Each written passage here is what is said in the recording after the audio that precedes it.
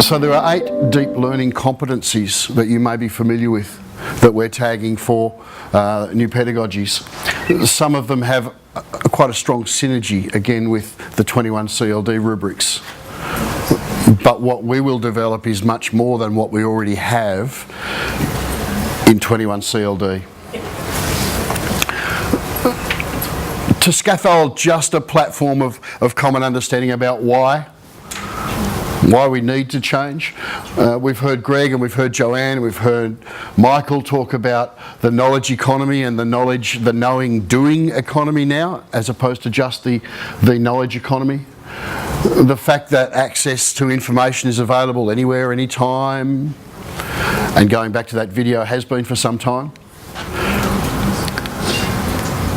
So there are some fundamental changes that we could all rattle off between 2014 and even 1995. Content anywhere, anytime, and there is this movement to embracing 21st century skills. But the 21st century skills set has been largely undefined, largely in a lot of lists, largely at the basis of a lot of conversations for a lot of years. What we do acknowledge is that we need to shift from this content, tangible outcome, straight line thinking to develop, and what we're about here is developing broader capabilities and capacities, and that's all about shift into new contexts. Michael's observations in stratosphere, that we've talked about this again for a long, long time, but we're not making a lot of progress. And we've seen some evidence of that this morning in the video that Lisa provided for us. The goals are too vague, and the element of pedagogy, fostering, nurturing, structuring intentionally for learning, has been neglected. What this tells us is that we need to pay conscious attention to developing these skills. My friend Joan Dalton makes the observation that these skills they don't just develop through immaculate conception. We need to pay conscious attention.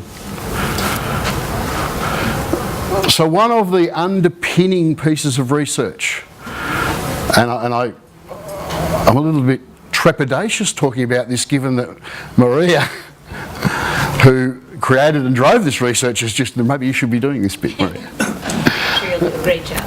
One of the things that now shifts the rhetoric for me around 21st century skills into something concrete and applicable in our schools and in our workplaces with the staff that we lead is based around the innovative teaching and learning research. And some of you may well be familiar with that. The research was global. It looked into what are the conditions that we need to establish and create to allow innovation to flourish and to allow different types of learning based around 21st century capabilities to flourish.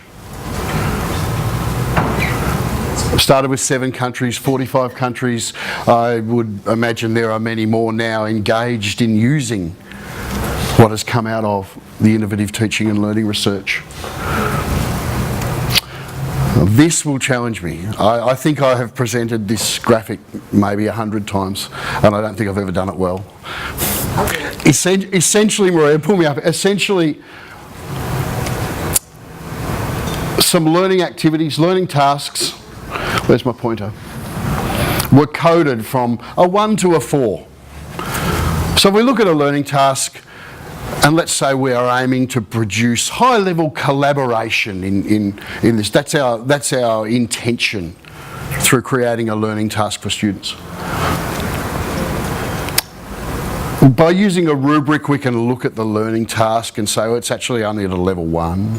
Or it actually does the collaborative thing really, okay, it's a level 2, maybe 3. Maybe this is a really high-level task. It demands that students collaborate in a highly effective way.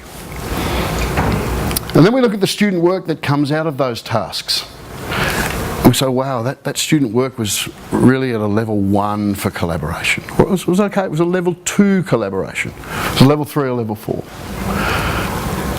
As the ITL research analysed thousands of pieces of student work and learning activities, they found a direct correlation between the demands of the task and the output of the student work. So if a task was pitched at level 1, then lots of students could achieve at level 1. And you see the black line of correlation there. There are very few tasks that were designed and pitched at level 4, and accordingly very few responses at a level 4.